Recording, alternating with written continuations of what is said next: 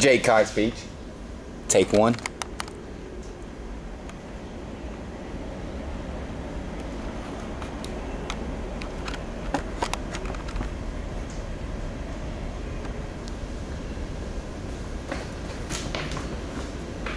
Without vaccination, your child is at greater risk of catching one of the vaccine-preventable diseases. For example, during 1997 to 2000, nearly 30,000 cases of pertussis, better known as whooping cough, were reported in the United States, which included 62 pertussis-related deaths. In 2004, 25,827 cases of whooping cough were reported in infants younger than 6 months. This is the highest reported rate since 1959. My name is Jake Kite, and I believe that it is important to protect our children from preventable childhood diseases.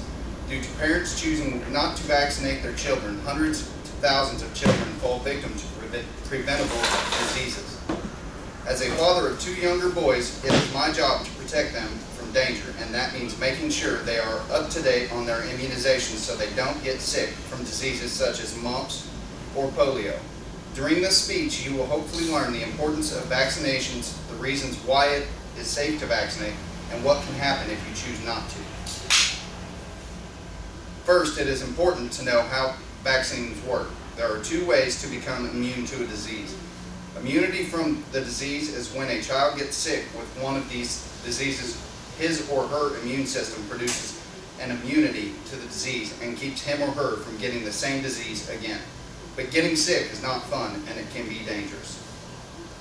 Immunity from vaccines. Vaccines are made with the same bacteria or viruses that caused a disease, but they have been weakened or killed to make them safe. The immune system responds to the vaccine and prevents the child from getting the disease or makes the disease a more mild case if the child does happen to get it. Over the past 2 decades, childhood diseases that were no longer considered active made a comeback due to the lack of children being vaccinated.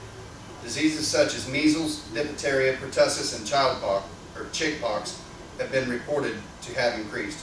From 1989 to 1991, during the measles epidemic, 55,000 cases and 132 deaths were reported. This is something that could easily happen again if not prevented. Worldwide measles kills 500,000 a year. Why would you not vaccinate your child? Many parents choose not to vaccinate their children because of the religious beliefs, and the most common reason people do not vaccinate their children is the belief that the vaccine risks outweigh the risks of their children actually contracting the disease.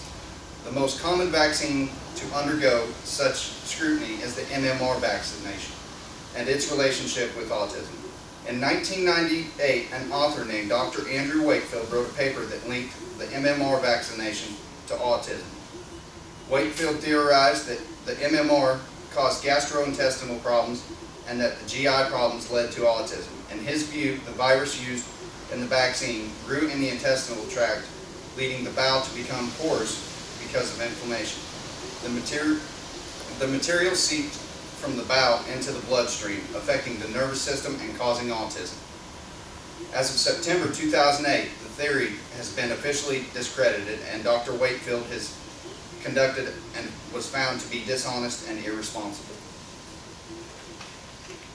A recent study conducted by Columbia University and Massachusetts General Hospital and Centers for Disease Control and Prevention found no relationship between the timing of the vaccine and the children getting GI disorders or autism.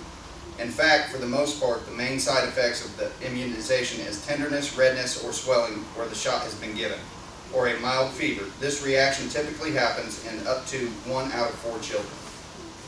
The truth is, the risk of any vaccine causing serious harm or death is extremely small. Getting the disease is much more likely to harm a child than getting a vaccine. So what are the consequences of not having your child vaccinated? Without immunization, your child may have to be excluded at times from daycare or school. If an outbreak occurs, children that are not vaccinated are at risk of contracting the disease and further spreading the disease, so they may be required to stay at home from school. Without immunization, your child can infect others. Unvaccinated people pose a threat to children and adults who cannot be immunized for medical reasons such as cancer and HIV. And last, without immunizations, your child is at greater risk of catching one of the vaccine preventable diseases.